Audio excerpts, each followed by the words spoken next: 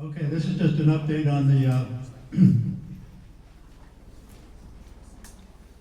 work on the star that we talked about a couple of weeks ago.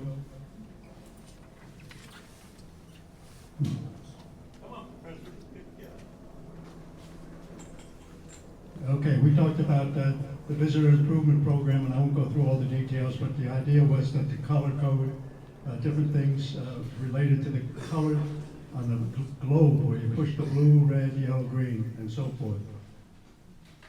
And then we came up with our Story Corner 1.0, where we had our storyboard on the left, approved by the VIP people pre-COVID, and mirrors on the globe. The mirrors are not so important anymore, but the storyboard basically would be helpful. And then we also talked about, well, let me just mention very briefly, the mission of the museum has to do with the Pacific world, okay? And also I can kind of, on the back of an envelope, prove to you that the star spent roughly half of its time in the Pacific world. And this is what the button smashers on the globe see of the Pacific world when they push the buttons, and that was part of the problem that we wanted to address. So here's the buttons and the colors. It was also on the Voyages board, and we color coded those little hockey pucks there also. And by the way, you can lift the thing on each one of the Voyages and have the details on that. But here was our Storytelling Corner 2.0, was to move the storyboard back from where it's in exile, out by the afterhead, okay? Mirrors not so much. Color string, the Mercator projection map, and I put the string in parentheses for reasons I'll mention in a second, and then provide signage. Let's talk about the signage. That's and there's the picture of that. But before I talk about the signage, let me talk about one other thing, and that is we used the Sea Monster exhibit as how to have the signs and what to do with the map and everything. But that was temporary. There was an end point to that. The museum could see that lead at a certain point. We have to come across with something that is permanent. Otherwise, the museum is not going to listen to us. Okay, look at all the stuff you've seen on the star. How many of those exhibits on the Twin Decks have changed in the last 10 years? None. It's a fire and forget thing as far as the museum is concerned. So here's the sign coming off the ladder onto the Twin Decks. The first thing I would say about that sign is it ain't very permanent, right? Just from the way that it's posted there. But here's what I would like to replace that with is come this way to see what's going on. Check. And you, if this was internet, you would call this clickbait because I've put in some terms that maybe they're not familiar with. The ship you turkey, the bark, Star of India. What the heck is that? I gotta go check that out. Maybe add this, that the museum has added that these are the ancestors of the star to kind of give a theme, a storytelling theme to the sailboats going up into that part of the thing. Again, that's what I would like to have on that barrel, but it's got to be more permanent than something that some kid's going to knock over 15 years from now. And then there's the second sign that we talk about today, and that's the welcome aboard sign. The actual sign would be a little further up because all the ancestor sailboats go further up. I'm not going to go through the details on the sign, but here's what was my first approach to that sign, written in the first person. The bottom paragraph is what's important here. It tells you that if you're going to push the yellow and green buttons, you got to look elsewhere. The museum probably would not like a first person story. I'm the interpreter, so this is a third person version. And again, it has to do with the buttons. I've got several good comments from people. Nikki, are you here today? Yes. Yeah, this is what he recommended. This really solves the problem, okay? And I don't really need the mirrors. Captain Don, are you here for submarine? he recommended to me the little sign talking about that. So here's a sign that could be at the bottom of those buttons. They're not mutually exclusive. We could use both of them. So those are the three signs that I would propose. The fly in the ointment here is the Mercator projection. This is kind of, I color-coded the string there. Again, string will not cut it in terms of permanence. But what this brings about very quickly is we have to know the currents and the wind. For example, I was listening on the Tweedex the other day when one of the docents was talking about the yellow track, okay, and the fact that coming out of San Francisco going northbound, you couldn't go right up the coast. You had to come out and then go back up.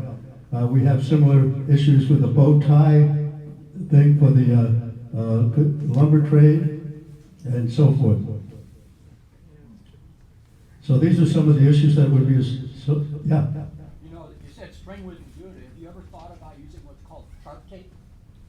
That's what, I'm open for suggestions. Get a little thicker one where you can actually put on it an arrow showing how that triangle worked when they went up the Bering Sea.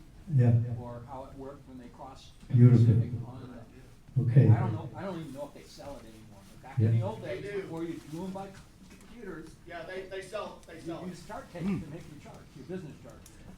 So anyway, it brings it, we have to know what the materials are, but also we have to know how the actual tracks go. I mean, if there are some mistakes on the tracks on the globe, I don't want to repeat them on the map that, for example,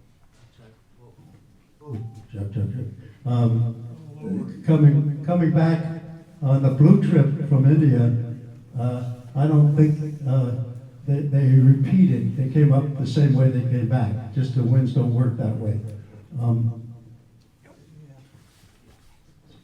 then how are we going to indicate the part where the star dropped, or the Euterpe dropped off the people in New Zealand? Probably some sort of a circle there. Now, here's really the crux. We've been talking about stringing, and this is kind of what we're thinking about from the sea monster exhibit. This will not cut it with a museum, but we need something more permanent, as was mentioned there. Color stringing the map, it's got to be permanent. You kind of read through the things there. So here's our storytelling corner 2.0. Here's what I would propose going forward: is a phase one and a phase two. The phase one is to basically get that board up from where it is back by that after head up to the corner and have the three signs that I talked about done. Okay. Phase two is going to be more difficult. It's going to take some time. I don't want that to hang up, starting to build momentum on making the changes. Some volunteers needed. Sign survey. Just let me know what you think about the signs, any inputs, and some of the other things there. But I really don't know what help I need. Okay, but those are some thoughts. What's next? This was the slide we put up last time.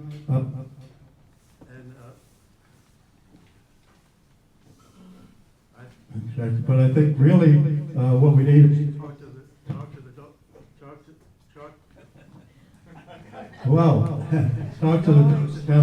about how we need to present this to the museum. Okay?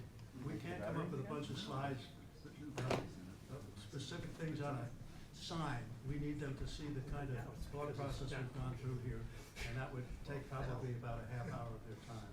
So that's kind of where we are right now.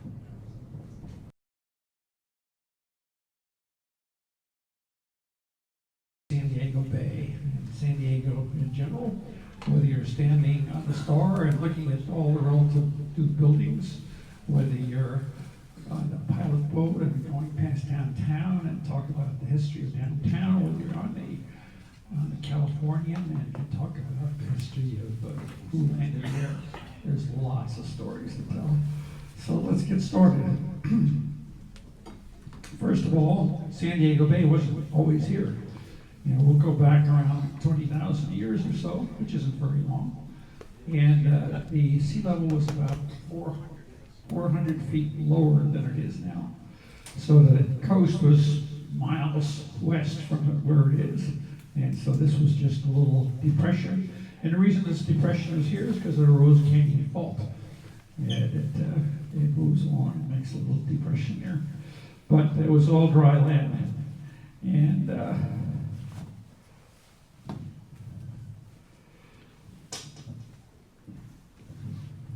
so about 7,000 years ago, the water level got up to near where it is today. And there were 3 small islands. And basically they were Point Loma and North Island and South Island. And on North Island, Point Loma was formed from a river deposit millions of years ago. And the North and South Island formed recently from deposits in the San Diego River. Okay, so after about 6,000 years, the water level rose and we had the bay. It was a shallow bay. It was basically mud flats with little channels like you might see in some of the lagoons if you drive up the coast. Now this bay's been all dredged out, but originally it was similar to San Alejo Lagoon or something like that. Shallow, marshy. It was a lot of silt came in there from the San Diego River, the Sweetwater River, and the Otay River. And the San Diego River no longer flows into the bay, it flows into the ocean. We have a channel on the side of the ocean next to Mission Bay. But historically, the San Diego River flowed back and forth from Mission Bay to San Diego, back and forth, and deposited silt. And that's how it was formed. So this is a map from 1782, and probably doesn't look too much different from 5,000 years ago. And you notice this big area here, that's where the airport is now. And you can see it was pretty narrow, the silt forming this way, and the Coronado was small, North Island was bigger, and everything was irregular here. So this was shallow. So low tide, you had a big long mud flats, and at high tide it looked like a big bay, but it was only a few feet deep.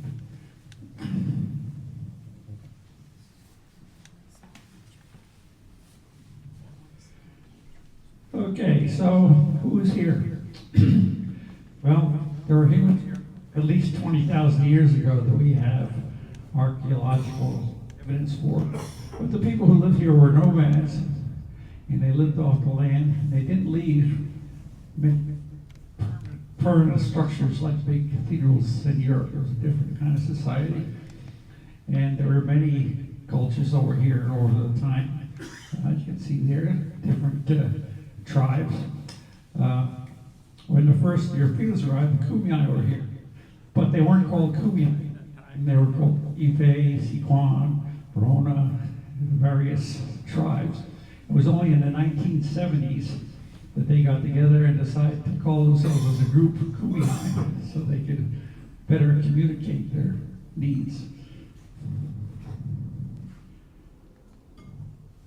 Okay, you all know about this guy, I believe, Juan Carrillo. We don't know when he was born. He was conquistador, a soldier. He was also a shipbuilder. And we're regarded, he lived in Guatemala, and that's where the Salvador was built. And it was sailed up to the vicinity of Acapulco, and that's where the voyage began. There were originally 3 ships. This thing, just try it this way. There were originally 3 ships, San Salvador, and they came up the coast exploring all the way, and they found San Diego. Yeah, unfortunately, they didn't do their navigation too well, and they said that San Miguel, they called it at that time, was at 34 degrees north latitude. Okay, so they had some implications later. Cabrillo himself died on the voyage due to an infection from a broken leg, and he never returned, but his crew did, and they had a lot of information about the expedition. And they didn't find the passage to the northwest. They didn't find the passage to China. They didn't find any gold, but they did get a lot of information about what was on the coast. Okay, 60 years later, Sebastian Vizcaino came, and he had 4 vessels, and he arrived in San Miguel in November of 1602. Well, he looked at his navigation, and it said it was 32 degrees north. He said, a new bay. I guess Cabrillo missed this one. And he named it San Diego for the feast day that was at that time. And so that's how we got our name. And why we're not called San Miguel. Which do you like better? I kind of like San Diego better. Yeah, that was a tough voyage. It's all voyages at that time. If any of you have done the Baja Bash, you know how hard it is to sail up the coast in a modern sailing ship. Well, you can imagine in something like the San Salvador trying to beat against the wind. And that was really a tough go. But they did map the coast very accurately, and so they got a lot more information back to Spain. Okay, there were all these years, from 1542 to the late 1700s, there were no Spaniards in this area. They had claimed land for Spain, but there was nobody here. And they were concerned about that because the Russians were moving down the coast. They had a settlement at Fort Ross, California, and they were already down here looking for otter pelts. And so the Spaniards were concerned that they were going to take over their territory. At that time, Spain was kind of losing its influence in the world in general, so they wanted to do something about it. So they wanted to protect their claim and Christianize the local people. Okay, so they started out from southern Baja near Loreto, and they had 2 parties. 3 boats went by sea, and 2 parties went by land. Okay, the first boat arrived April 11th, the second boat arrived April 29th, the third boat was lost. The first land party arrived May 14th, and Sarah finally arrived on July 1st, 1769. The people who went by boat had a terrible time. Most of them died from scurvy. They got lost, went too far north, had to come back. And the land party had a much easier time of it. So here they were. They made a fort on top of the hill there at Presidio Park. It's now Presidio Park. And they didn't have too much food. You can think of that area. There's no good farmland right there. I don't know how they were getting food. You go down to the river there, and it's kind of brackish water. It's tidal water that comes in that area. So they must have had to walk upstream a ways to get fresh water. And they really had a tough time. If it wasn't for help from the native people, they probably wouldn't have survived. But Sarah dedicated the first mission on July 16th, 1769, on the hill. And also there was a presidio there. So you had the presidio for the soldiers and the mission for the religious part. And if you go up there now, there's an outline of a little wall that shows where the presidio was. So they were having a tough time, but eventually the ship San Antonio did return with supplies, in 1770, and almost a year later, and that helped a lot.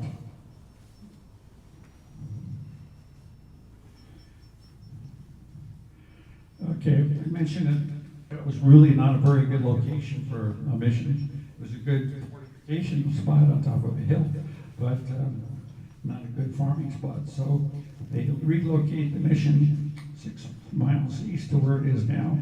And right there's lots of good bottom land for farming.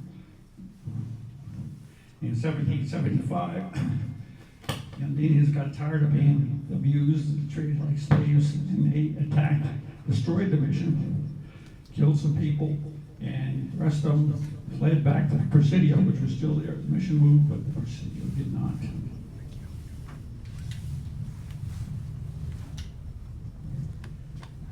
Okay, at this time, Sir was off establishing more missions up the coast. He returned in 1776, and in 1777, the first group of non-military people arrived. Where they came from, I'm not sure, but it was recorded that they did show up. There were a lot of trappers in this area looking for otter fur up in the mountains, beaver fur, very good products at that time. Okay, 1784, Father Sarah died.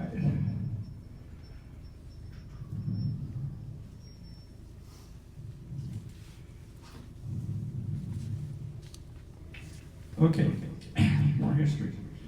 1793, the first foreign ship came to San Diego, George Vancouver, and so San Diego started to become known as a place.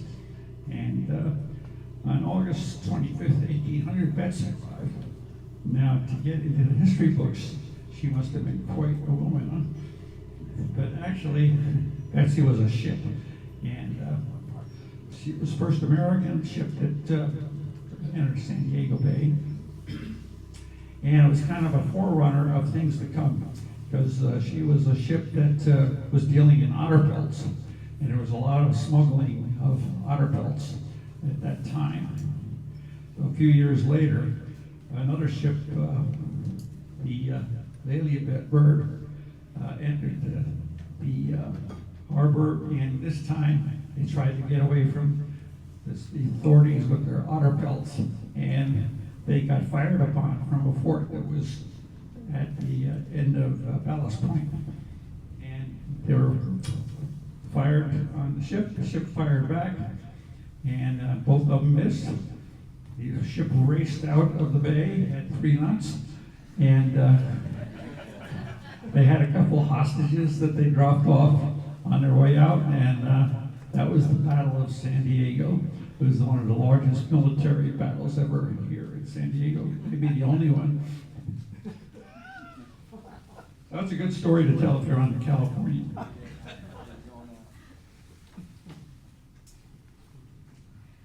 Okay, 1813, work begins on Mission Dam. Have you all been to Mission Dam? Yeah. Out in Mission Gorge, still there. And it's a really amazing piece of engineering. They picked a spot where the water wouldn't leak around. It's good impermeable rock next to the dam. And they built a flume that goes all the way down to the Mission. And ran by gravity the whole way. And it's quite an engineering achievement. There are pieces of that flume left, but nobody's going to tell where they are because they'd be stolen. But the dam is still there for your enjoyment.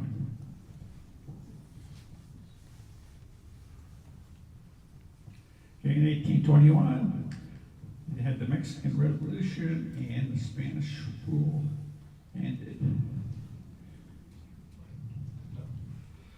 Okay, shortly thereafter, some of the soldiers decided to come down off the hill. They got tired of walking up and down the hill in the water and so forth. So they made a settlement at the bottom of the hill, which is now where Old Town is. So that was the first settlement in Old Town in 1822, not all that long ago. In 1823, the Spanish started giving away land grants. This was a common thing that they would give grants to their favorite political supporters. So they gave away Los Penasquitos, Rancho Penasquitos, you've heard of Rancho Bernardo, Rancho La Nacion, Rancho Te. So they gave away all this land. Did they own it? Who knows? You know, they claimed it. The Indians had no ownership. They were nomads. So who do you deal with to buy it? I don't know. It's strange. So anyway, whatever. That's what happened. And that's how you trace your title to your house. It'll probably go back to one of these ranchos.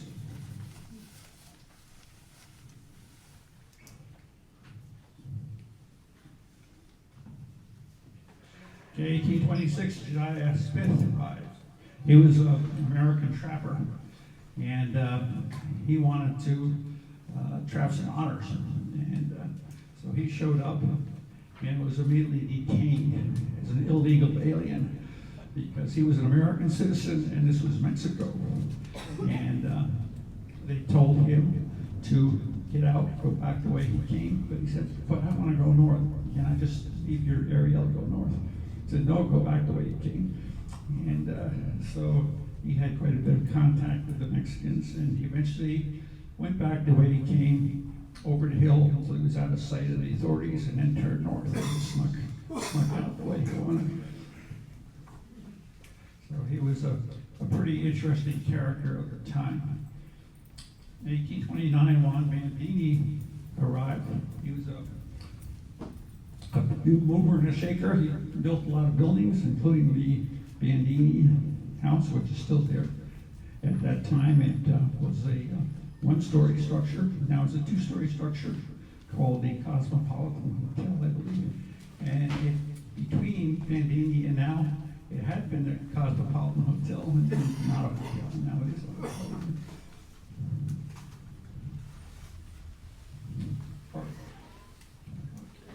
Mr. Dana arrives, 1835. How many have read the book 2 years before the Mass? A lot of you, yeah. That's who this was. And he was important because he wrote that book. And that was one of the only pieces of literature available in the East that told anything about the West Coast. So it was extremely popular back in his day because people wanted to know what was going on out here. And especially 10 years later, when the gold rush started, it became very, very interesting.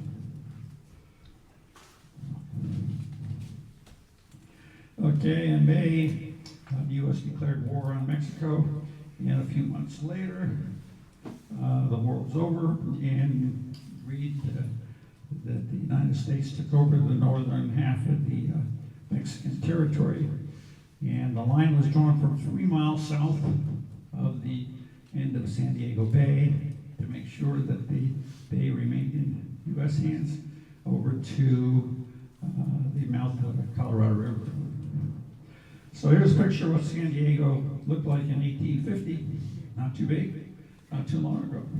So down right there you can see the San Diego River curving around toward San Diego Bay.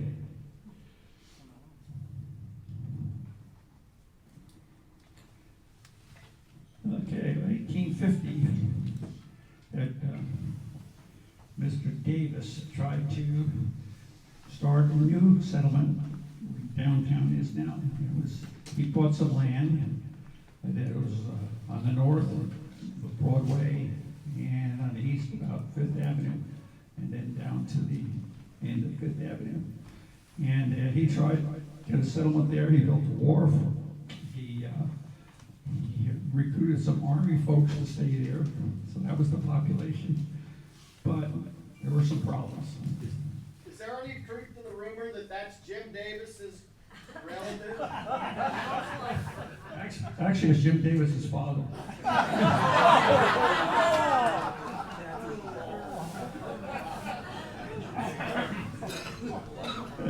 Anyway, he built some. You know this is being videotaped, right? You can see this. I'm in trouble with him all the time anyway. So anyway, he built a bunch of houses. He tried to make a go, but he had some wooden houses transported from the East Coast, prefab houses. And one of those still exists in downtown San Diego, the Davis House, although Davis never lived there. But it is one of the houses that he did bring from the East Coast. But it just didn't work out too well. He lacked a few things like water. Most people enjoyed having that. He lacked a few things like any kind of business to support the port. And he lacked general feeling of people don't like to move. They like to have things just the way it is. Don't change anything. I think we can all relate to that. No matter what happens, people don't like to change. And so they didn't move there. They stayed in Old Town, and he put a lot of money into it, but it failed. Go. In 1850, San Diego became a city. In 1850, California also became a state. 1855, the Point Loma Lighthouse was erected. And it's a lovely structure. You'd think it could be seen far and wide. But the problem was, when it was really needed on foggy days, it was up in the fog and the ships couldn't see it. And I noticed that just last week. There was a day where the fog was draped over Point Loma and you couldn't see the lighthouse. And in those days, the lighthouse keeper would go out and shoot shotguns to try and warn ships away from the area. But in 1891, they replaced the lighthouse with another light down at sea level, where it is now.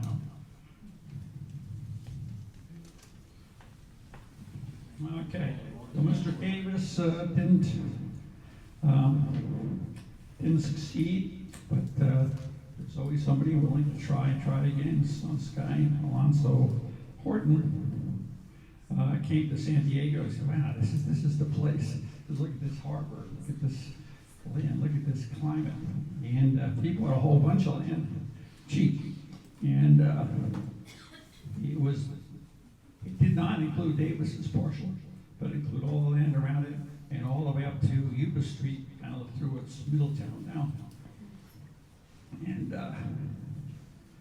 there were no trustees to buy the land, so he paid for an election to get some trustees. And he picked a few that might be friendly toward his proposal. And there's a lot of arguments exactly what he paid for it, but anyway, it was cheap. And he opened a land sales office in San Francisco where there were a lot of people. And he said, "Wow, beautiful climate, fantastic, come buy land, blah, blah, blah, blah." And what puzzles me is, how does he make all this money selling used furniture? That doesn't seem like a huge profit-making operation, but apparently it was. He had lots and lots of money. And so he moved and got the thing going. He built a new wharf, and these people that bought land came down and opened it. He did a lot of lobbying, get people to move there. And in 1871, the archives moved from Old Town to New Town. Okay, that's one of the... Actually, they just suddenly appeared downtown. Mysteriously That is conspiracy theory.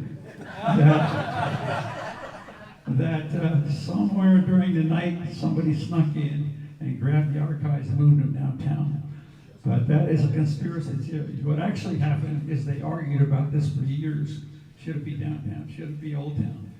And there was all sorts of arguments and discussion, and they finally agreed to move it downtown. Also in 1872, fire destroyed much of Old Town. And there's another conspiracy theory that Horton had something to do with that. Because after that, there was not much left of Old Town. There was, all the records were downtown, the courthouse was downtown. Now most of the buildings were destroyed. But it was well documented that fire was caused by an overheated stove pipe that went through a roof and caught fire, and Horton had nothing to do with it. Great stories.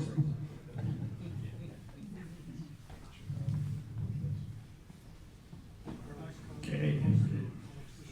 In 1877, George Martin opened a department store. Anybody remember the Marston department store? It was around until, what, the 1950s or so, 60s maybe. And we have the Marston House up by Balboa Park, beautiful home that he built that you can tour today. So that was kind of a big deal back then. 1882, the telephone company. 1884, Leach's Opera House. Wow, an opera house. Well, this was just more like a warehouse where they had benches and they put on minstrel shows and other things like that. I don't think they put on any operas actually, but I called it an opera house because that sounded much more sophisticated in a big city like. But it was a cultural place, and the first cultural place in San Diego was on Lower Broadway. In 1885, we have the famous person, Kate Sessions. She founded a nursery up in the northwest section of Balboa Park. Got permission from the city to use that as a nursery. If she would plant some trees in the park, which she did, and some of those trees are still there today. And her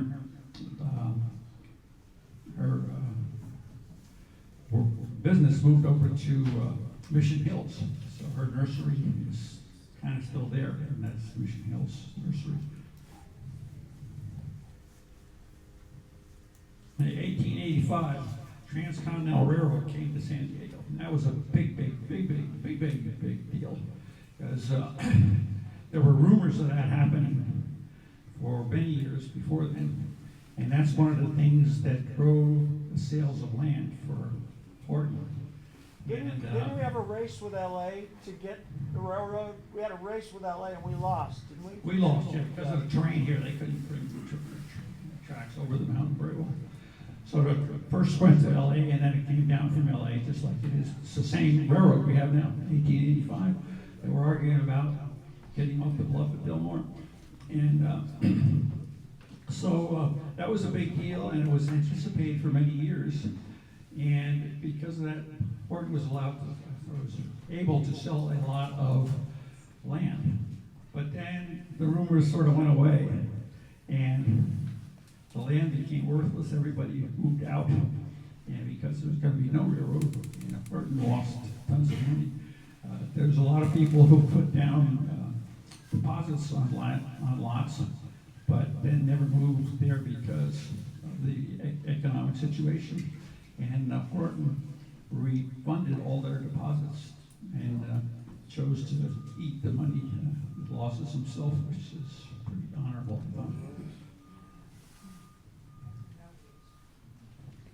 Okay, first electric street lights in 1886, they were arc lights. Very bright though.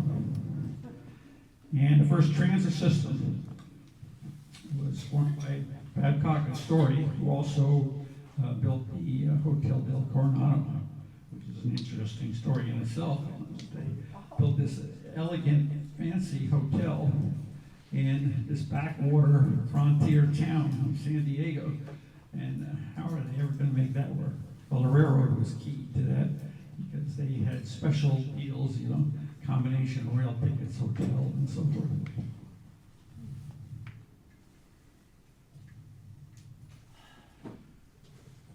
It just amazes me, way back then, here's this little town with very few people, and they were able to build a transit system, telephone lines, electric system, sewer system, water system, and get it done. And here in 1915, they competed with San Francisco to get a World's Fair, and they lost. But they decided, let's do it anyway. We'll make it the Panama, California Exposition to celebrate the construction of the Panama Canal. And it was very, very successful. 3 million visitors the first year. And at the second year, it did become an international World's Fair. because the San Francisco one had closed. But it's incredible. They were able to put this huge thing together in 1915. I don't know how many people were here then, maybe 100,000, something like that. And in 2015, we couldn't even get a birthday cake going to celebrate the centennial. You know, what a change. You know,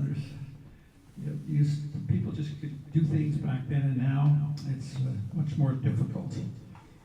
But it remains all that wonderful architecture in Balboa Park. Most of those buildings have been reconstructed now, but they're reconstructed to the way they were in the 1950s. So an enormous asset for San Diego, and I just in awe of the people who did that back then.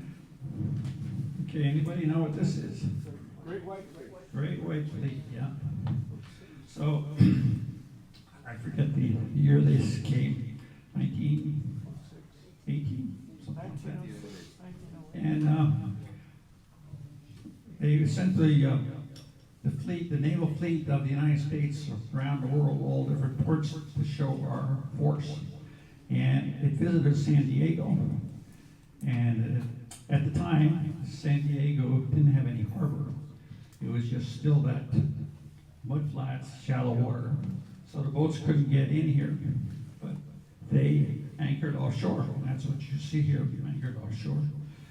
And even though the boats were anchored offshore, San Diegans organized a huge celebration, did parades and parties and all sorts of events, and invited all the sailors and the admirals and the captains to see this. And they were all impressed with San Diego. And there was a guy named William Kettner back at that time. He was a mover and shaker, and later our congressman. And he talked to the Navy people and said, look, we have this beautiful port, you know, and maybe you could put a little maintenance facility here. And oh, by the way, to get to the maintenance building, maybe you could dredge a little mud out of here to make way for your bigger ships. And so that worked. And then he said, well, since the boats are here for maintenance, maybe we can have a permanent dock here for some. Well, maybe we'll dredge a little more. And so William Kettner was absolutely instrumental in making our port. He worked the Navy to get the Marine Corps Training Center, the Naval Training Center, the 32nd Street Naval Base, and other things. And what used to be Arctic Avenue, why it was named Arctic Avenue, I can't mention, but it's now known as Kettner Boulevard, just up the street here, named for William Kettner. So he was the founder of our port.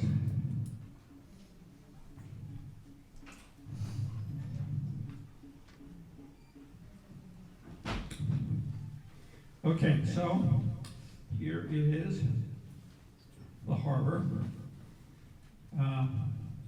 As it looks pretty much today, this is 1971, but you can see all these gray areas is where it was filled in. And right where we're sitting, right here, you can see is all filled. And that's where the airport is. And North Island on Coronado was built in. And I think there's more filled before this map was made. And the steel base here in Coronado Cays. So the only thing that isn't on here is North and South Marina Park, right in here. And that's the spot where Star of India was moored for quite some time before World War II. And that's where it went into great decay with the mast taken out and so forth.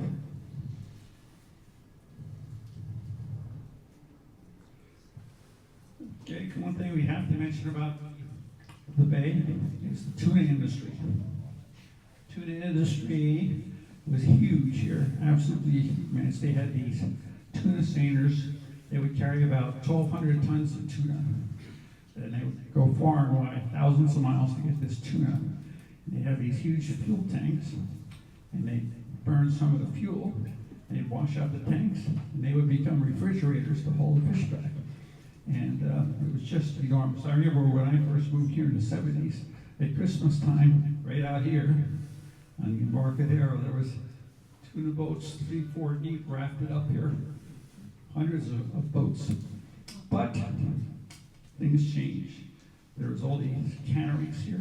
There's pictures. We've been working in the canneries.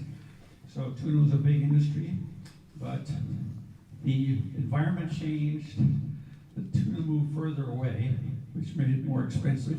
There were more environmental regulations. Like there was a problem with accidentally catching dolphin that people didn't like. And there are other environmental regulations. And as a result, eventually the tuna fleet moved out of San Diego down to American Samoa and other places. But one thing that remains is Bumblebee Tuna Headquarters. Anybody know where that is? Right by Petco Park. Yeah. That's still here.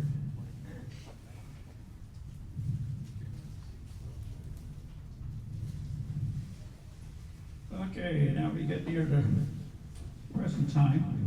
You know, you look out the window here and see all these tall buildings, but 50, 60 years ago there were almost none. 60 years ago there was probably the only one was the El Cortez Hotel up on the hill.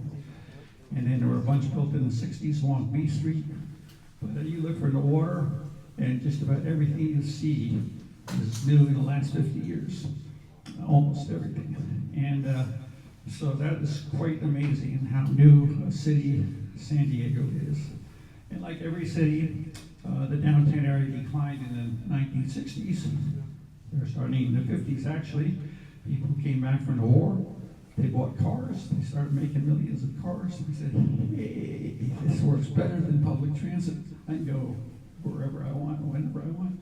And hey, I can live out here in the country and can still get to my job with my car. Wow. So people who used to live downtown moved out to the suburbs. And downtown sort of ended up as a sailor's hole, you know. So,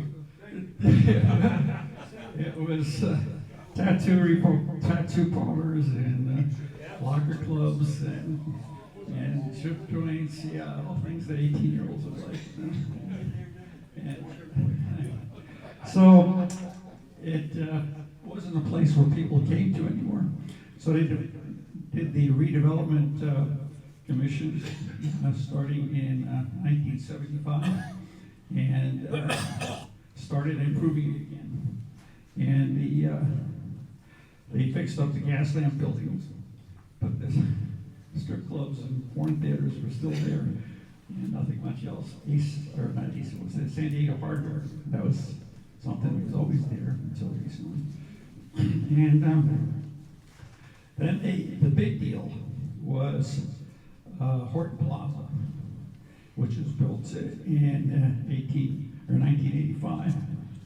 And that was a huge, huge success if you were here then. I mean, it was the highest grossing shopping center in all of San Diego. And even though it was relatively small. And it was interesting, you know, you had this amazing, successful shopping center, but hardly anybody lived downtown at that time.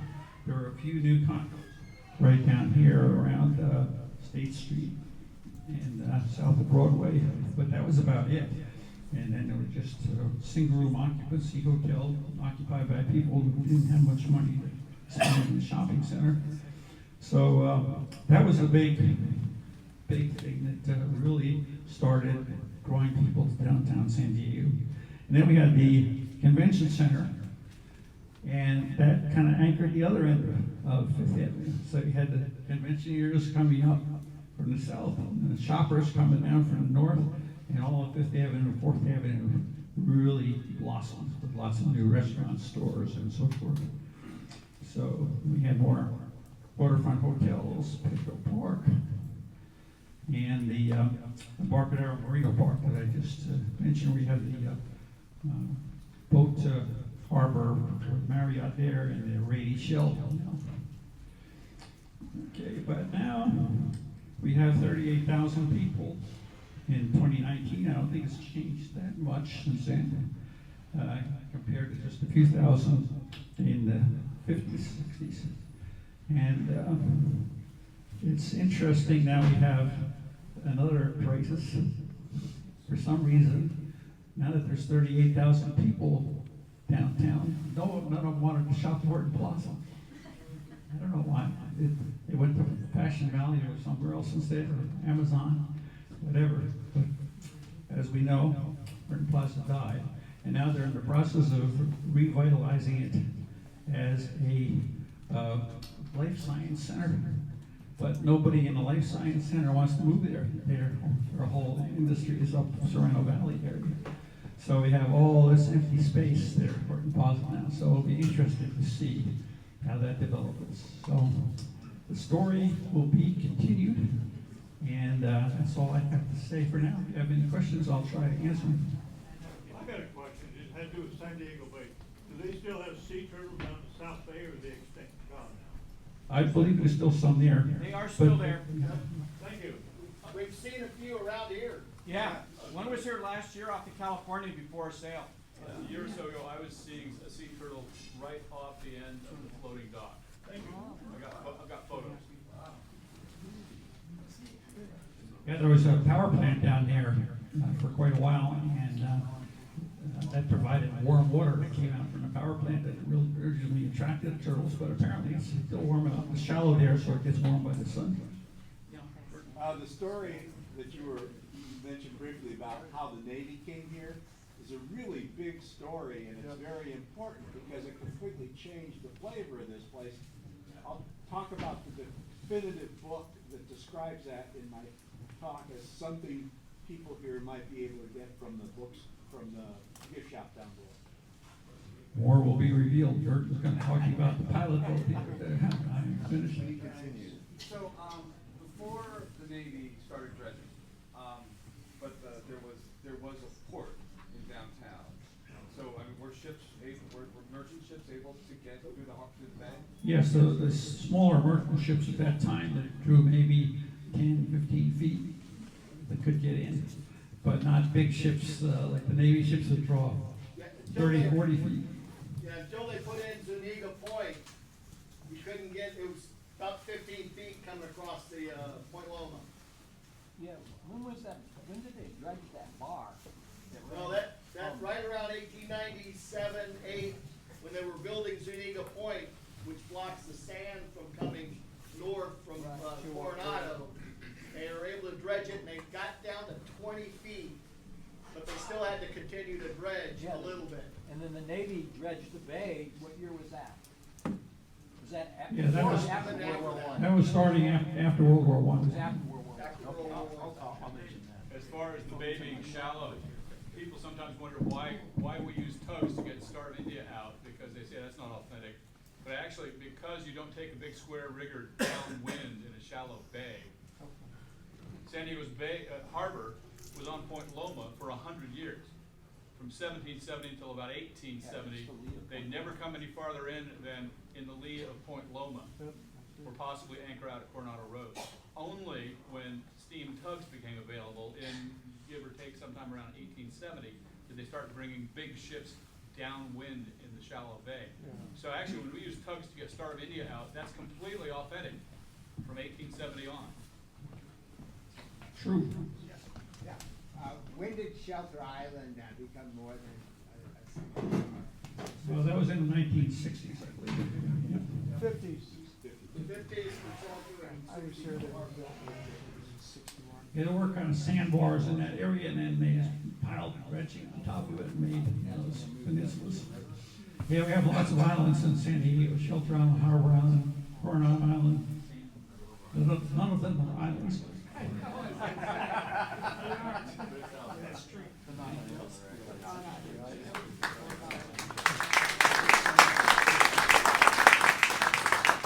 That was a big hand for Nancy. Oh, yeah, right. Am I correct in telling people on tours that the Navy is the largest employer in San Diego?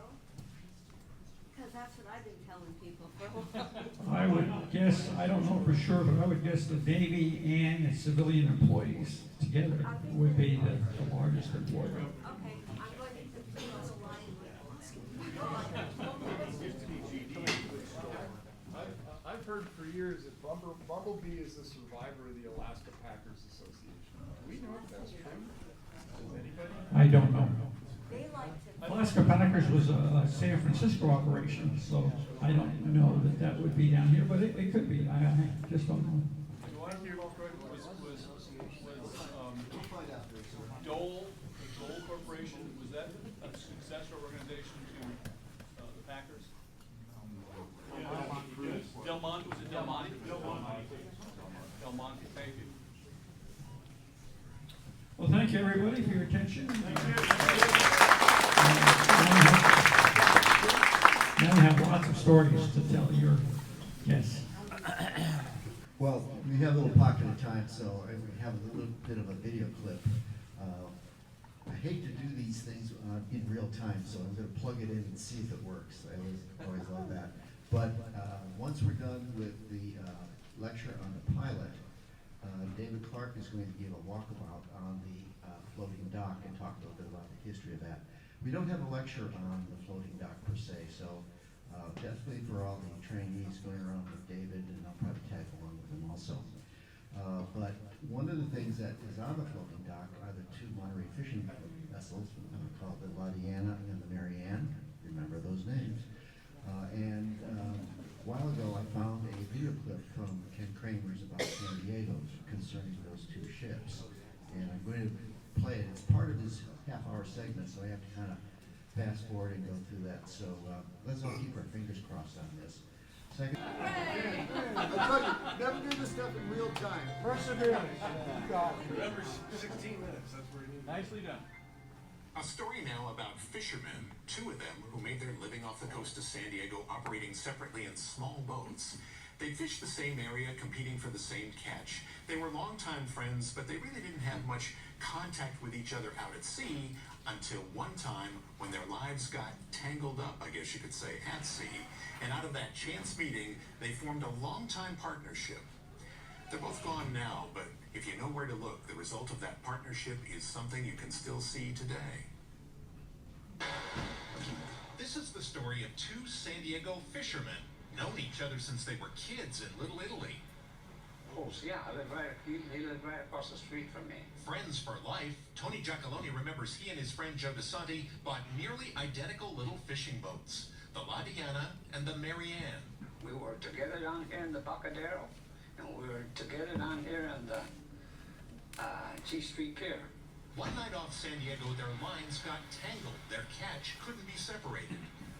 So I told Joe, let's pull everything together and let's be partners. And he agreed.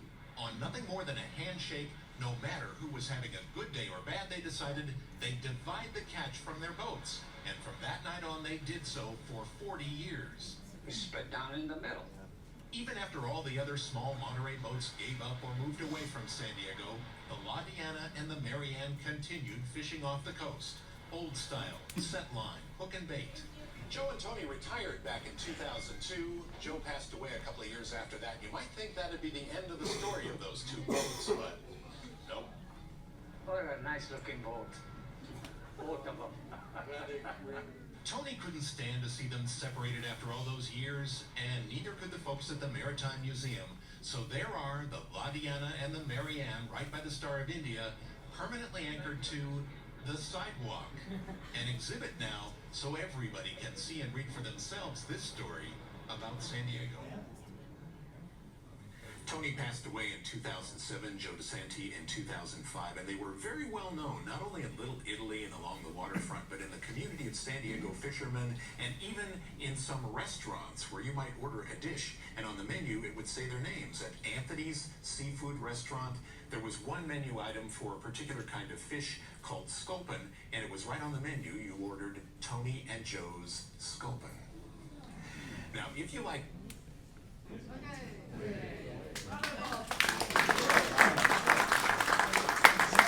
So a couple clarifications on that. Obviously, that's from a few years ago. The Ladiana and Maryann would then move to the floating dock, where we can talk about them. But that's a great story to take to talk to people as you're walking from like the San Salvador to California and back and forth, because you go right by them. The other part is that, yeah, they were on the Embarcadero, obviously. That's where they are right now.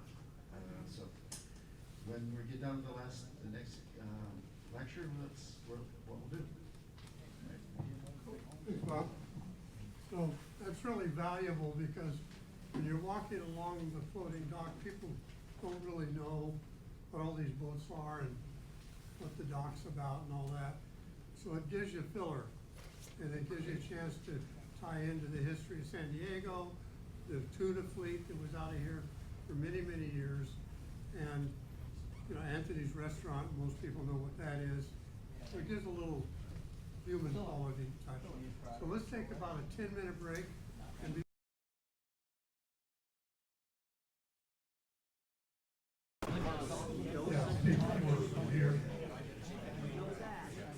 Okay, if you please take a seat, I'll get going. I have a couple of introductory items to go over, just to add a little flavor to the presentation. First, I'd like to thank Nancy for this little handout she made about pilots. You take that out and take a look at it. It's very pertinent to this story because it's why our boat exists, actually. It's what she put on this. It's very interesting. Very, very nice job here. This information will be included in the talk. Just as an add-on, a friend of mine was a bay pilot in this bay. He apprenticed here. He did his training at Maritime, apprenticed in the American Virgin Islands, then came to San Diego to as an apprentice. Well, he was qualified now. He came here for training. He trained on our pilot boat with the guy that drives it now, Captain Jack. You know who he is. Everybody knows Captain Jack drives a pirate boat. He actually drove the pilot boat. He was the official driver of the pilot boat for the Bay Pilots Association when that was the Bay Pilot boat. And Captain Jack trained my friend Eric Ireland, who was a Bay pilot in this bay, training on our boat. He's now the Bay Pilot in Oxnard. So it was a close relationship there to learn about. I didn't know that he had trained on our boat. He never told me that. I knew him very well. He was in my one design racing fleet at Mission Bay Yacht Club for many years. So I knew him and his family very well. But he's now up in Oxnard. He trained on that boat. So the world is a small place. Anyhow, you read that thing from Nancy. A couple other things I want to show you. This is a document, a publication the museum used to make. It was available in the books in the gift shop down below. And it's a little bit more elaborate history of the boats that the museum had at that time. And I don't think it's in print, but I did use it for guiding me to some more information about our pilot boat because it's mentioned in here. There's a nice photograph of a star out at sea. I don't see a publication date on this thing, but that's when we had the B-39 submarine. And the Surprise was here, but I think this is out of print, but it's a really nice little publication. It was available in the gift shop. Another thing, Rod talked about the Navy's presence here in San Diego. Here's the definitive book you want to get, The Navy in San Diego. Should be available downstairs in the gift shop. Bruce Linder is a great historian from Coronado. He wrote a lot of very interesting books about life and the universe here. This is very, very, very good. The story of the Navy in San Diego is a long, complex story, and most people would not sit down to listen to it because it will take weeks talking about what it took for the San Diego government to get the Navy to come here. When originally they had no intention of coming here, they were going to go and set up a big base in Los Angeles. Well, Rod didn't have time to talk about that. That's a separate 2-hour show just by itself, talking about that game. But it's in this book. Very fascinating story about how the Navy wound up here. It was all because the city council went to great expense and effort to make them come here instead of going to Los Angeles. And that changed this town fundamentally in every way you can possibly imagine. Another thing I have, which a lot of people have heard about, but you might not know where the source is, this is the story of the Bounty, the ship that sank in 2012, off the East Coast. How many of you have heard that story, the sinking of the Bounty? Okay, this is the newspaper report, hard copy, original. If anybody's interested, I can make copies. So, see me after the show. I have the original documentation here from that article. It was also presented on TV briefly. But it's an incredible story that we should all understand because we have boats that are in that era. We can really relate to what it's like to be out in a storm on a big square river. So this is the hard copy story of the sinking of the Bounty in 2012. Okay, off we go. Talking about our pilot boat.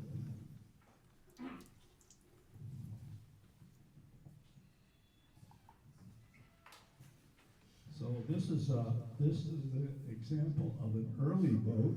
This is a pilot schooner, Tom Ellis, which was a very early boat that took pilots out to sea, and that's what they used until there were motored boats. They had to use sailboats. So the practice of being a pilot, as Nancy's handout shows, is very, very old. It was there was many centuries of activity going on there. It required local knowledge of bays, rivers, and estuaries. It was not always a contracted job. Sometimes it was first come, first served, and that was generally what happened around the world. The U.S. government established the Pilot Act of 1850, which defined and regulated the activity of pilots. It was very important during the Civil War when there were ships of war going all over the place. A very famous author by the name of Samuel Clemens wrote a story about his work as a pilot on the Mississippi River. And he talked extensively about how what you saw today was not what you're going to see tomorrow, because the rivers changed so much, especially with the Mississippi, all that what they call flotsam and jetsam floating down the river. And the channels would change constantly, like the San Diego River here would wander around aimlessly, depending on the flow of water. So sometimes it emptied into the ocean, sometimes it emptied into this bay. So the history in the San Diego, during the square rigger area, pilots were not much used because ships could not get in to the La Playa area due to the shallow bay. So as been mentioned earlier, they would park offshore or come in by Ballast Point, drop the hook, and take small boats to the beach. There had been no dredging at that time. And of course, this is an estuary bay, so in heavy rain it would silt up pretty bad. So there was just shallow draft boats could get around. San Diego pilot activity starting in 1857. The problems were fog and shifting sandbars in the channel and around La Playa, as it has been mentioned before. This predecessor boat, the Tom Ellis, was used from 1893 to 1913. It was 42 feet long, and it was used as a pilot boat. The Great White Fleet, which we've seen a photo of off Coronado Road, came here in 1908, and of course we know they had to anchor out because the bay was too shallow for those ships to get in here. In early 1914, a pilot brought in the square rigger Desai. There's the actual first photo of our pilot boat as built, 1914, brand new. Looks a little bit different. Had a gas motor, built right over here at the Vanderbilt Yard, which is where Solar Turbines is now at Hawthorne and PCH. There was a boat yard over there, built fishing boats. He built this. There's the Desai. So square riggers were still economically viable in 1914. And this boat arrived here right after our pilot boat was built, and you can see it there. Kind of a difference in size. But square riggers were still economically viable. at that time. Okay, here's a family outing on the pilot boat as originally built. This is early in its early life. And there's some guests on board. That's 1916. Next, we're going to see what San Diego looked like after the Navy decided to show up here. What's important about this is it started the naval base down at 32nd Street, which didn't exist. After World War I, the Navy had a lot of four-stacker destroyers, quite small compared to what we see now. They didn't know what to do with, so they brought a whole bunch of them into San Diego to park until they figured out what they were going to do with it. And that's what it looked like. That's the start of 32nd Street. That's close to 100 destroyers parked down there. Some of them anchored out, tied up to a tender. So that's the Santa Fe Wharf, 1919, after World War I. Next, we come to the start of bigger ships coming in here. Here's the very first U.S. warship of any size to come into San Diego Bay. This is the USS Saratoga CV-3. That means it's the third aircraft carrier the Navy built. This is the first really deep draft ship ever in the bay. The Navy had to dredge to get that thing in here. So that's when the big dredging started. That was in the 1930s. So this photograph of the USS Saratoga CV-3 is 1941. The ship entered the bay for the first time on November 6, 1931, and it was stopped by fog on their first attempt to get in. There was no mention at that time of there being a pilot boat out there to bring them back in when the fog lifted. Okay, this boat build was done by Captain Peter Johnson, who contracted with the Manuel Gallardi Yard to build a powered pilot boat in the yard as, like I said, it's PCH and Hawthorne, which is right over here, where Solar is. Butcher Boy was also built there. Who knows when the Butcher Boy is coming back? Is it still over there in the boatyard? Anybody know? It's under the bridge. Okay, when the Butcher Boy comes back, I guess that'll be the oldest working boat in San Diego, because that was a grocery boat that used to go out to the square riggers and haul supplies out to them. And the game then was who gets there first gets the job. So I think the Butcher Boy will then get the official title of oldest working boat in San Diego once it gets back in the water. The Butcher Boy was launched. The pilot boat that we use was launched August 3rd, 1914.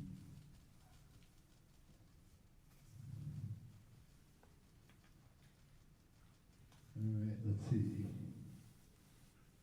These are pilots. This photo was pilots on the boat. This is 1933. So it pretty much looks just like it did originally. All right, wartime, really, really busy. This pilot boat was just used by the pilots who were self-employed from 1914 to 1996, owned by what became the Bay Pilots Association of San Diego. They had some scheduled calls, and some on demand. Nowadays, the Navy has its own pilots who are federal civil service employees, but back when this photo was taken, there was no such animal, so the Bay pilots that brought everybody in brought in the Navy ships as well, and they were incredibly busy during World War II. The boat was conscripted by the Coast Guard for use during World War II. The deck house was enlarged to house the pilots for days at a time because they didn't have time to come back to the beach after each run. They were so busy taking ships in and out of the bay. The faster picket boats carried pilots out to the ships from our pilot boat.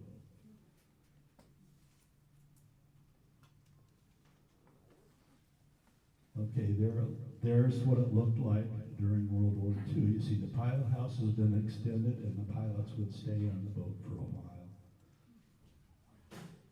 because they were just too busy.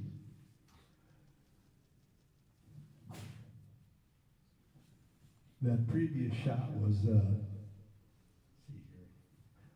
That ship there is the USS General G.M. Randall. That's an APA, that's a troop carrier. You see the difference in size. Pretty daunting to come up against something that size. The donation to Maritime Museum. Captain Ed Silva, in 1996, took the boat out of service. It was a real wreck. Donated it to the museum in 1998. This is a photograph of restoration starting in 1999. The last pilots ran the boat in 1992. The hull was stripped down in the B Street shed, and there was a lot of work on the stern and prop. Total tear, the repair took place from 1999 until 2002. Big job. Total tear down, many frames replaced. The deck house was changed back to the pre-World War II configuration and narrowed to meet the ADA law. A Caterpillar 3408 255 horsepower engine was rebuilt by Hawthorne Machinery of Rancho Bernardo. They actually found some NOS parts in a warehouse in India. Those are some really nice people. I used to work right down the street from them. It's a very impressive company, very large. Caterpillar is an incredible company. They're everywhere. The engine was originally built in 1967 and installed in 1984. The boat was relaunched in 2003, had to meet all current Coast Guard regs for passenger carrying vessels. CFRs were not in existence in 1914 when this boat was launched, yes. Bernard, wasn't that when the Eagle was here, when she was in the B Street Pier? Same time the USS Eagle was here? The Eagle was here in, was it 2008? Yes. The Eagle when they were building the pilot boat too. Well, the restoration stopped in 2002. I think the Eagle's been here twice, haven't they? 2008 was the last. Some folks might not be familiar with what NOS means or what CFR means. It's federal regulations. New original stock, new old stock, original stock. NOS, new old stock, sorry. Yeah, that's what happens. If you hold an old car, you're looking for NOS parts. Something that's been in somebody's shelf for 43 years and you need it. That happened to me once with a truck. I needed a water outlet for the radiator, a small piece of aluminum bolted to the top of the block. There was one located in Iowa, an NOS dealer. It cost me $150 for that little piece of aluminum. NOS, sign me up.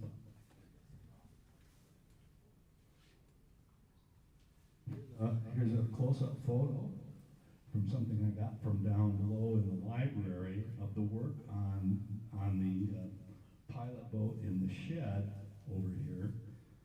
There was a lot of work having to be done down aft below the water line. One of the problems with the boat being used constantly so much was they never really hauled it out for a super good overhaul. They did patch as you go, so they sistered a lot of frames, would haul it out for a day or so and slap a plank or two on it, but it never really got the really comprehensive overhaul type work that it needed. So that's why by the time we got it, it was just barely floating. It was not useful at all by the pilot sort of group. So I have a question for you about doing this kind of work. We needed kind of all over the museum. Where did the funding come from that? The pilot boat was paid for completely by the Bay Pilots Association. They owned the boat. The driver was an employee of them. The group was sort of like a cooperative company, although Captain Ed Silva was in charge. But they all chipped in. So it was like a partnership, maybe, sort of, like that, but with a real boss.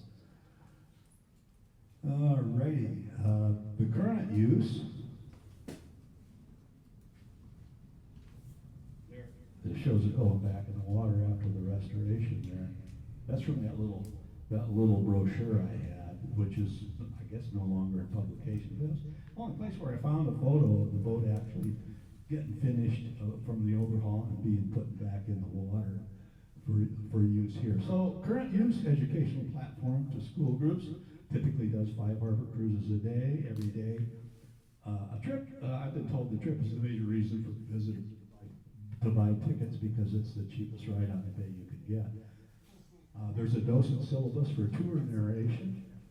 The museum used to use docents for narration, but it was too iffy asking people to volunteer because they needed reliable narration 5 times a day, 7 days a week. So they decided they were going to hire a paid hand to do the narration. But we used to do that. I did that for a number of years myself, crewed and narrated on the pilot boat when I could. But see, it had a regular.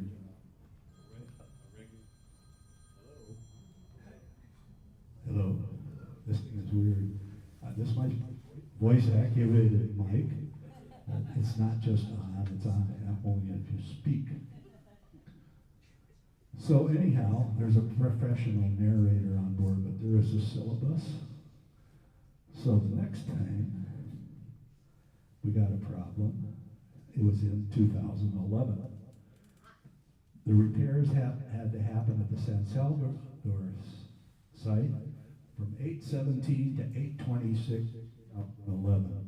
What happened is the Coast Guard decertified the hull because of rot aft and lower part of the engine room.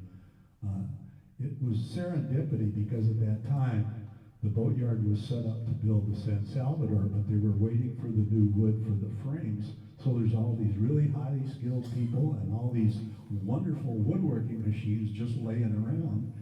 So the pilot boat was taken over there and all hands jumped on it and did a masterful job of repairing the boat, probably better than when it was brand new, because we had really good shipwrights and really good wood. The repairs started in 2011. The hull had been decertified by the Coast Guard due to rot in the wood. The work was done at the San Salvador site, as I said, due to lack of wood for frames for the San Salvador. The Purple Heart was used aft. This is an interesting story that I saw when I was down there because I gave tours of the boatyard every day for 4.5 years. The rudder was modified due to mounts being too close to each other with the new deadwood install. So you see that deadwood down there at the bottom part of the stern there. That part right there. Yeah, that's all Purple Heart. Really, really super strong stuff. You can see it's a real trick hunk of wood to put in because it's very complex. And it has to have those holes drilled, one for the shaft and then others for mounts for the plates that go over there, the ceiling plates and all that. And you can see they've done a lot. They're working inside the boat as well as outside the boat. New stern post. So the stuff that looks new is new, and the stuff that looks old is old. But you can kind of see inside to where they're doing a lot of work. The guys that were working on the boat told me when they pulled the prop shaft, the motor dropped 2 inches, which is not a good sign. So the drivetrain was properly mounted and aligned. There's another shot of some of the work going on. Like there was a team working outside and a team working inside. A lot of people had their hands on that thing. A lot of work had to be done inside because it was all structural. Again, this is because the boat had never been hauled out and been properly repaired or restored. Was it the gasoline engine in the whole time up until the diesel? Yes, the gas engine was in for quite a long time. I couldn't find a date when the diesel engine was put in there. I guess it wasn't important. Right from the beginning. It was gas to start, then they switched to diesel. I thought it says in Docent's book that it was only in there for 2 years, and it says approximately 1916 they put the diesel in. Okay. Yeah, that early. Well, diesel's a much better motor for this sort of thing.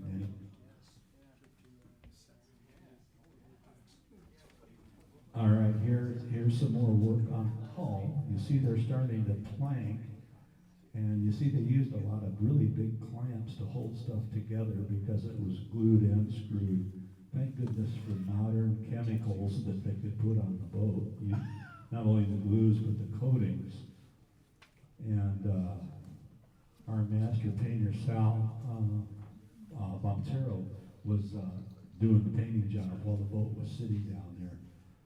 So the next shot is his work on the front. He put 9 coats on this thing. That's what he wanted to do. He started working at the bow because there was no repair work up there. And so he would go part way. I'll show you that. There's a picture of it. Oops, where'd you go? There's Sal. Oh no, that's not Sal. That's one of the shipwrights. He's working on fine-tuning a plank. Every plank had to be custom cut for its spot, as per usual. There's the whiskey plank. Everybody know what that is? That's the last plank, and after that goes on, everybody goes for an adult libation to celebrate the event. There's the rudder. They refurb the rudder. It's a big hunk of wood, big bronze shaft through there, and the wood kind of has straps around it, so you can see it's more than one piece of wood. But that rod just fits in pockets at the top and bottom. There you can see what it looks like with the prop in there. And the shoe that the rudder goes in is underneath that. And it sits in that, and it goes up into the hull where the sector, the wheel sector is put on to turn it. It's just a clamp kind of arrangement. It's pretty simple. This shows the completion of the work aft. Really a tremendous amount of labor.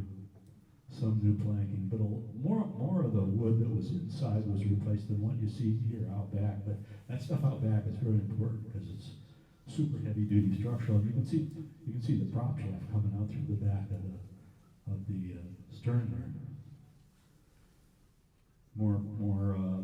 This guy is I can't remember what he's doing. I think he's running plugs in maybe for the planks. And here's somebody else get under there. You can see some of the paint up there getting close. You can see the tape on the keelson there, or on the keel, shows where Sal's painting stopped. And he would use different colors, so he knew how many layers he put on, and each layer had a different stopping point, so he knew how many more he had to put on. But he couldn't do the whole thing because everybody wanted this boat back in the water making money, so he was not able to put 9 coats of paint on the back of the boat. There you can see that's just to show the painting pattern he was using. That's a primer and a color coat going on there, bottom paint, anti-fouling. More work at the back, doing some more caulking work, very extensive. They're getting ready to you see the rudders in there.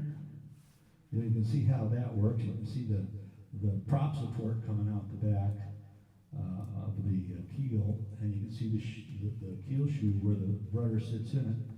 Well, they had a little problem with that.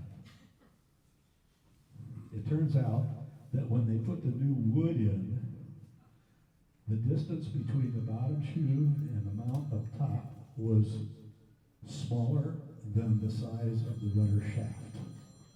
It did not fit. So it was an interesting story when Jim Davis came down to see how are things going, is the rudder in? And the guy said, well, we have a little problem.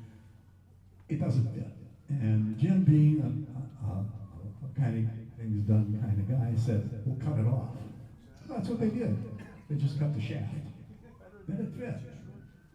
Job done. That was an interesting story. The look on his face was worth $1 million.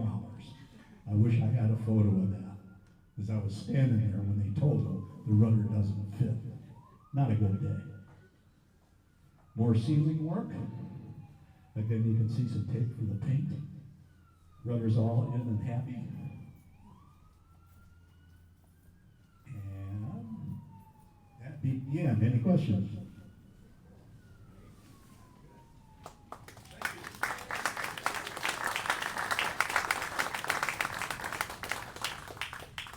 Now, one back here. Yes. Yeah, you talked about Purple Heart. That's one of the woods that went into San Salvador. Unique thing about Purple Heart was it's resistant to critters. And one of the reasons it's resistant to critters is because its juice is very poisonous. And so guys, when they were working with Purple Heart, actually had to wear gloves, because if you get a splinter from that, it'd probably fester and you'd lose a thumb. So it was really powerful. It was the right stuff to use for underwater applications.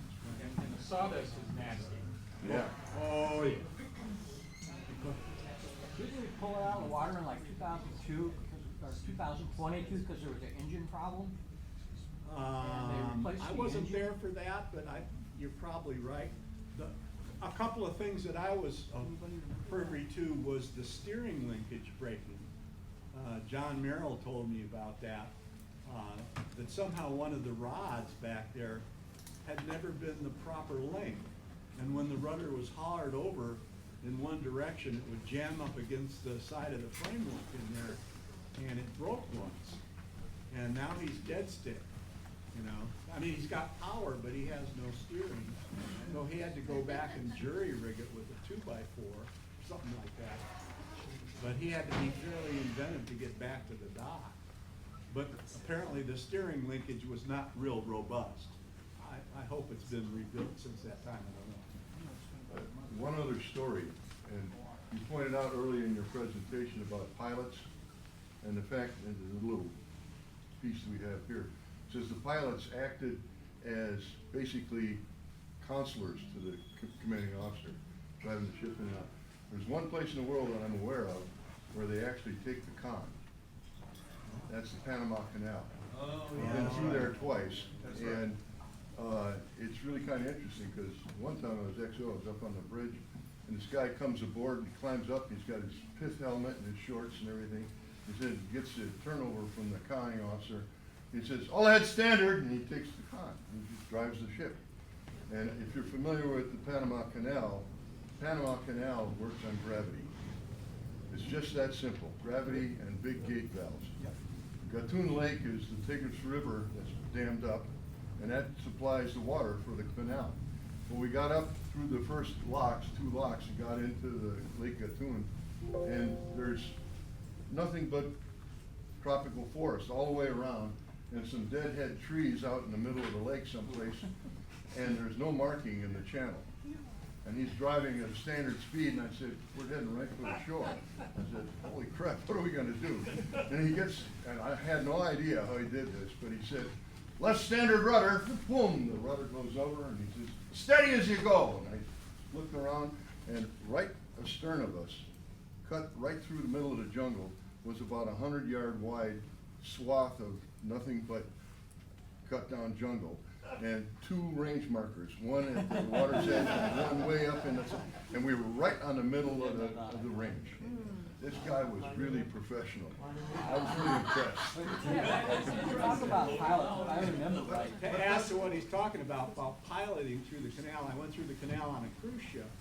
And the cruise ships actually buy reservations.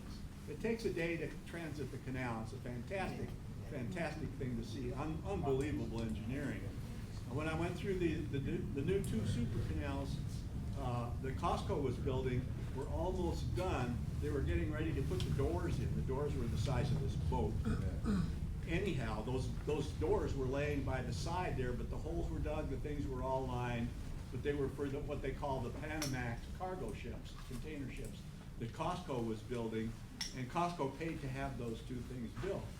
So we got a 7 a.m. entry because it's a full day through, and the cruise ships want everybody to see it because it's an amazing adventure, and a special narrator from Panama comes on to narrate the entire trip. Not part of ship's company, a private narrator. Great event. And she told us that it cost the cruise ship company $400,000 for the reservation. And there were dozens of ships just parked outside waiting to go through. It's first come, first served. Unless you're a nuclear submarine, which gets you first.